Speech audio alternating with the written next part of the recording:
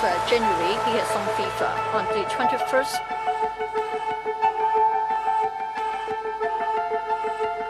(38.4 degrees Fahrenheit, Celsius), and then he saw the doctor. He went home, had a rest for a few days, and then on the 21st of January, on that evening, his fever had already subsided, and then he rested for 2 days. On the 23rd, he took transport to go to Xianling, and then he took high-speed train G1035 on compartment number 2 to Shenzhen, and then he came to West Kowloon. He was on the 3rd compartment on train G407, and he went home. All the time he wore a mask, being aware of the situation in Wuhan.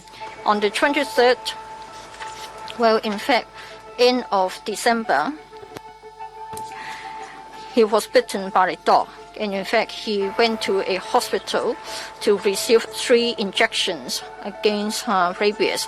So on the 23rd, when he returned to Hong Kong, he went to the A&E department wishing to receive a vaccination. Well, in fact, he got 4 injections in Wuhan. When he returned to Hong Kong, he would like to get an additional injection. He was explained by the doctor that there was no need for him to receive an additional injection. His temperature was checked. There was no fever. He stayed for a while, and then he left. On the 24th, again, he felt that he was feverish. So in the morning of the 25th, again, on the 24th, the temperature of 38 degrees, and then on the 25th, 37.5 at the A&E department, and he was admitted to the hospital. For his family, there's his wife and daughters, so we're tracing his contacts, and they've been sent to the quarantine center. For the case in Macau, in fact, we exchanged information with Macau. On the 22nd, she went to Macau. On the 23rd, she began to feel dizzy, so she went to a hospital to consult a doctor. At that time, she was tested. The result was negative, and then she was admitted to another hospital. The test was repeated. It was then that she was tested positive.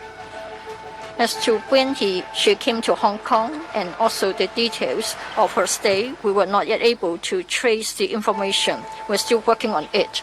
On the 23rd, she was tested in Macau, and the result was negative. So probably, in fact, she went to Macau on the 22nd, so we believe that the risk pre the 22nd of January would be low, but we'll still be tracing her whereabouts before that, and we will be cautious to see if there is a need to trace her contacts. Yesterday, in Tuen Mun Hospital, in relation to the 3rd case, as to the tracing of contacts for the 3rd case, at that time, there was such a case, and we need to trace the contacts. 11 patients and 1 staff member were involved. 5 of them are inpatients, 6 are outpatients, and probably including their family members as well. We're still in the process of tracing the contacts. Some of them have been traced, and they have been sent to the Mackley Host holiday camp for quarantine.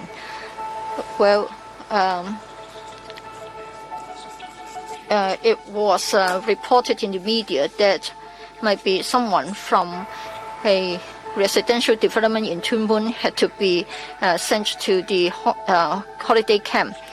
They have to be quarantined, but then that person was not feeling well, and so that person was admitted to hospital. It's a case of a close contact. On the 25th of January, for our hotline, we received a call. It is the case of a family member. The wife and the children went to Huizhou, and then the father of the wife on the 24th was confirmed in Huizhou as a confirmed case. The father began to feel unwell on the 20th. The wife and the son had in contact with the father of the wife. So far they were fine. They are fine, but then the caller are concerned. It's a matter of a close contact. So 3 close contacts of that case in Huizhou, they have been quarantined. So far about the tracing of the contacts. Yes, Dr. Chung, please. First of all,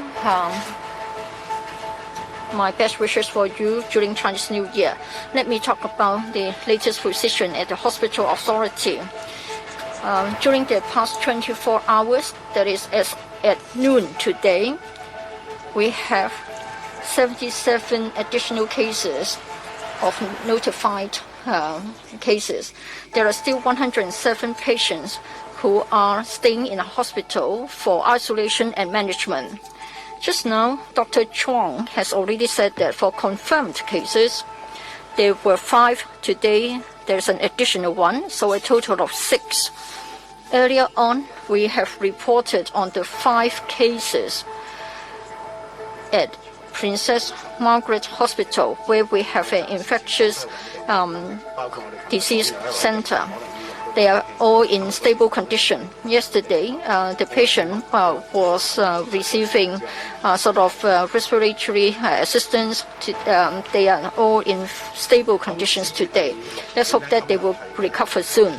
For the 6th one, in other words, the latest one who has been tested positive, well, the patient has been referred to the Infectious Control Center at Princess Margaret Hospital for management of her disease. So far, the condition is stable. And then you are concerned